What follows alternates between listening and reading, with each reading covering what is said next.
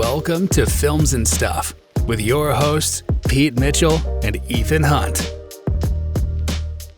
Hi, everybody. Welcome back to the Films and Stuff podcast. I'm Ethan, joined, as always, by most valuable Pete. Hey, Pete, what's up? Not much, buddy. How are you?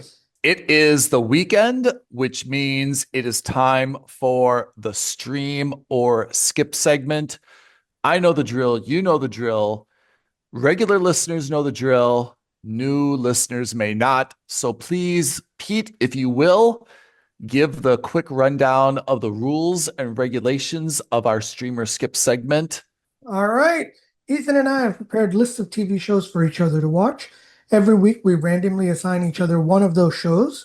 We watch at least 2 episodes if it's a series, or 30 minutes if it's a feature-length program. And on that basis, we determine if that show is worthy of being streamed or skipped. Hence the name of the segment, Stream or Skip. You've been on a little bit of a good run. I've been on a little bit of a down run. But this week, I was on Apple TV Plus, which generally gives us very high-quality shows. And the name of the series that I was assigned is called Government Cheese, which I think is a pretty good title because both the words are pretty easy to remember. And it's a little bit fanciful when you put them together. I assumed that this would be a comedy. My instincts were correct. It is David Oyelowo. So he's got a pretty good track record. Let me give you a brief rundown of what the plot of the show is about. Hampton, he is incarcerated. He's in a prison. This seems to take place sometime in like the 70s based on the cars, fashion and stuff. So he is in a prison, which was kind of like a medium security gig. He served the entirety of his sentence. He is released and he goes back to his house and his family. He's got 2 kind of teenage sons. He's got a wife. And his new thing is that he's become religious while he was in prison. And he's got a very good, positive, optimistic, glasses half full kind of attitude or disposition towards everything. He's very upbeat, always looks at the bright side of things. Life gives him lemons. He makes lemonade kind of perspective. And his big thing is that for the entirety of the time that he was in jail, he was kind of assigned to like be in the machine shop, so he kind of learned to trade. And one of the things he kind of learned was how to do like all this different drilling. I don't know what they drilled. And he realized that one of the challenges when you do a lot of drilling is that the drill bits either become dull or break. So what he invented was kind of like when you put a pencil in a pencil sharpener, it's always become sharp.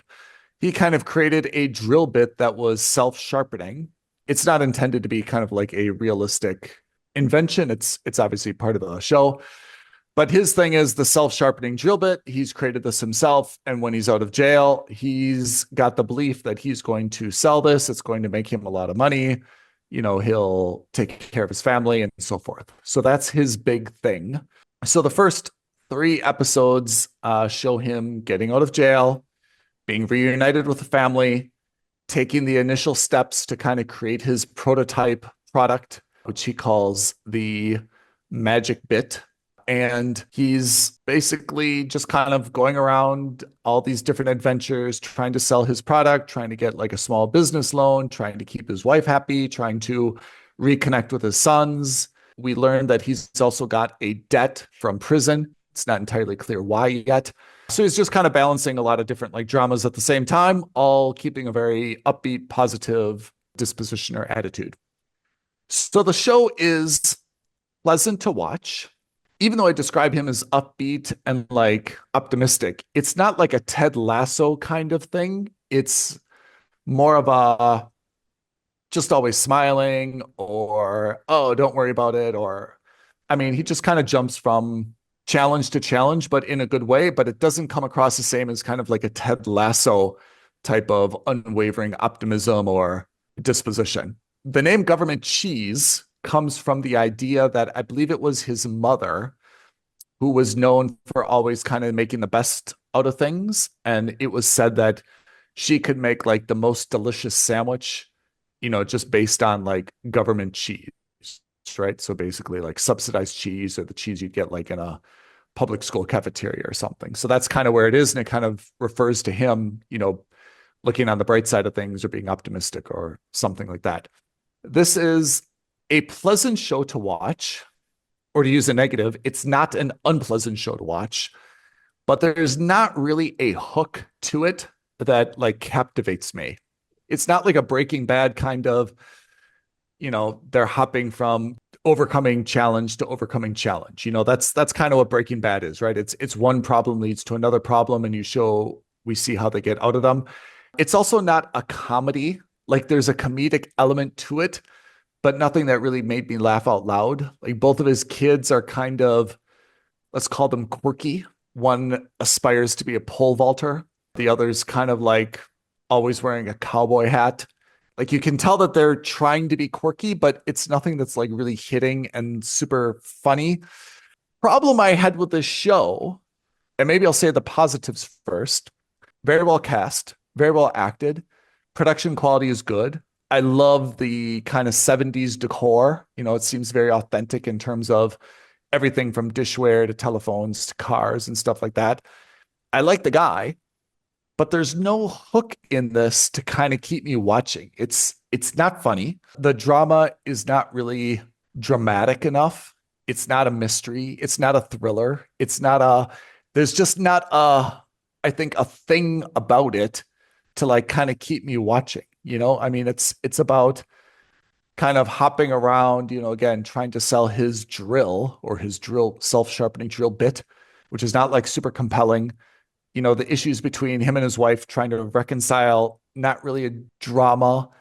There's just nothing in it to kind of keep me watching. So unfortunately, I have to give this a skip.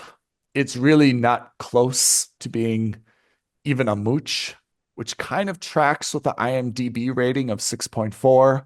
That's my contribution to Streamer Skip today. Maybe you can pick me up this week. What do you got? Unfortunately, spoiler alert, I can't. Oh boy. I watched a show called The Four Seasons on Netflix.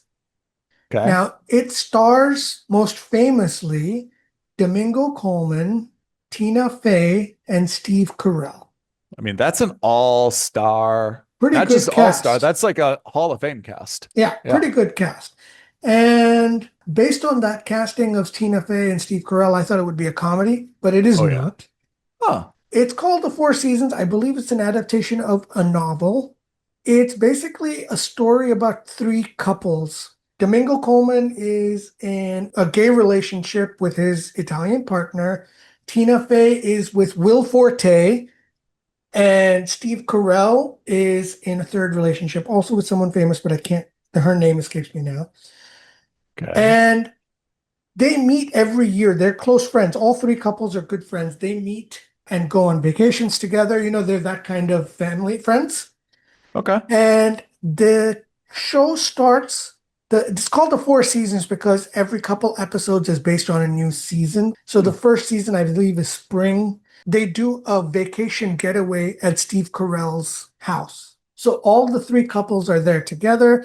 And it's at that weekend that we find out that Steve Carell wants to get a divorce from his wife after 25 years of marriage. And it's their 25th anniversary that weekend. Okay, nice. And he's just not happy, etc. And it's kind of like a little bit of a comedy of errors because he wants to break up with her. He thinks that she's lost the spark in the marriage. She sends him away for bagels. That's 2 hours away. But the reason she does that is because, surprise, surprise, she's actually called everyone she knows to the house for a renewal of their vows. Oh my gosh. Oh, that's like one of those no one's at fault, but like everyone's at fault kind of things, right? Exactly. So it's one of those situations. And then, of course, so that's the first two episodes. I watched the third episode. They go on a vacation, all three couples, except this time, Steve Carell is with his new girlfriend. So between the second and the third episode, he has broken it off with his wife. Oh. And he's got a new girlfriend who's like 30 years younger than him. The total cliche. It's fine. It's not a comedy. I thought it was going to be, but it's really not. And it's not my kind of show. It's Yeah. kind of like a dramedy, but not quite. Is there swearing or vulgarity or There is some swearing, but it's not vulgar for the sake of being vulgar. You know what I mean? It feels okay? relatively natural. In any case, it's well produced. I'm sure that it's something my parents would really like because it's like a slice of life kind of show, but it's not for me. Like it doesn't have anything in it that I really enjoyed. It's not a drama that really captivates me. It's like a relationship drama, and those things are not for me. I really don't have much to say about it. Well shot, well acted, well everything, but it's just meh. It's very boring. This is something that you and I have seen more than once, quite a bit actually. It tells, I think, how hard it is to really make good entertainment. I mean, now you and I and kind of like everyone that our listeners are all like really spoiled because we've got so many options.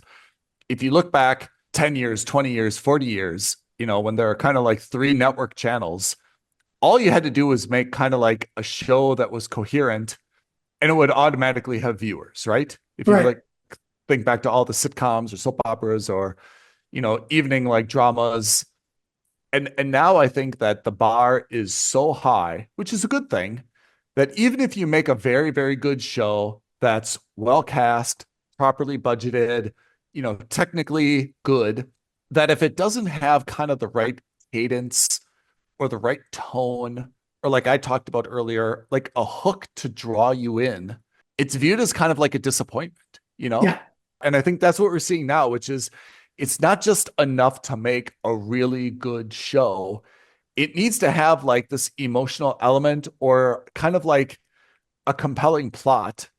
And I think that that's kind of the secret sauce, which I think we're seeing that it is missing from a lot of these shows. And I think there's so much competition to kind of like get a good cast, to get things, made, to get something that competes. That one of the things that's kind of lost is what's the hook in the show? Like what's the reason to watch this? Is there a compelling, character arc? Is there a compelling, story? Is there a mystery to unravel? Is it funny? Right. And if Yeah. you're missing, I think if you don't have any of those elements, it seems to kind of fall flat. And audiences now, not just you and I, but everyone is kind of like sophisticated enough that they can kind of see through that and say, look, it's not for me. Maybe if this was on network television in the 90s, where I only had two other choices, I would continue to watch this. But now, because I've got 50 choices, not an exaggeration, why am I spending my time on something that's just kind of meh, Exactly. you know? Exactly. Let's take a positive though before we sign off for the day. You were assigned Mobland 6 or 8 weeks ago, which was on Paramount Plus. You gave it a must subscribe. I started a little bit of it and I also gave it a must subscribe, but over the past few days, I've watched a few more episodes and I just wanted to reiterate how good and repulsive Mobland is, right? Yeah. First of all, Tom Hardy, a very old looking Pierce Brosnan, a very, very old looking Helen Mirren, Yeah.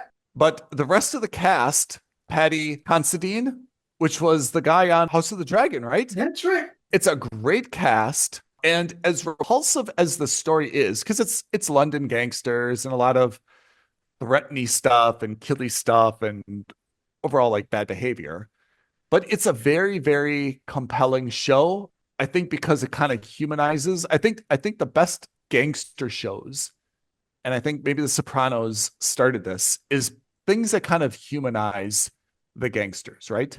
Yeah. Like it shows their day-to-day lives, that they're not just, when you think of like Scarface, they're just always in the Scarface mode, right?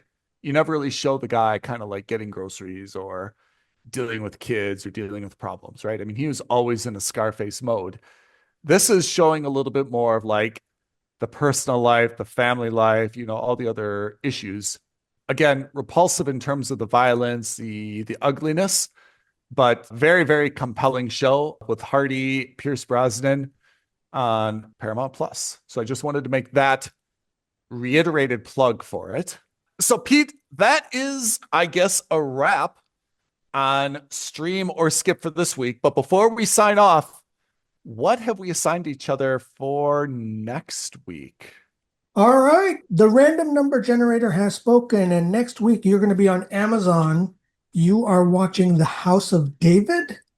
Oh, yeah. And I am on Apple TV watching The Cowboy Cartel. Ooh, I think that's going to be good. Yeah, I mean, I hope so. It sounds like it could be up my alley.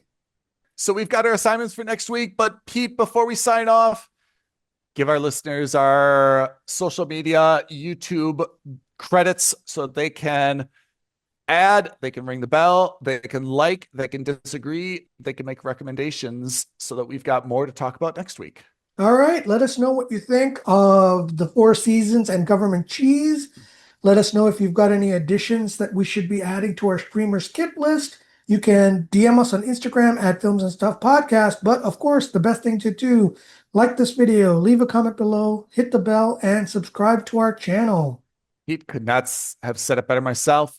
Appreciate you joining. Listeners, thanks for tuning in to the Stream or Skip segment on the Films and Stuff Podcast. We'll see you all next week. Bye now. Thanks, Ethan. Thanks, everyone. Thank you for listening to another episode of Films and Stuff. If you haven't already, please subscribe and review on Apple Podcasts, Spotify, or wherever podcasts are downloaded. Films and Stuff. There is no substitute.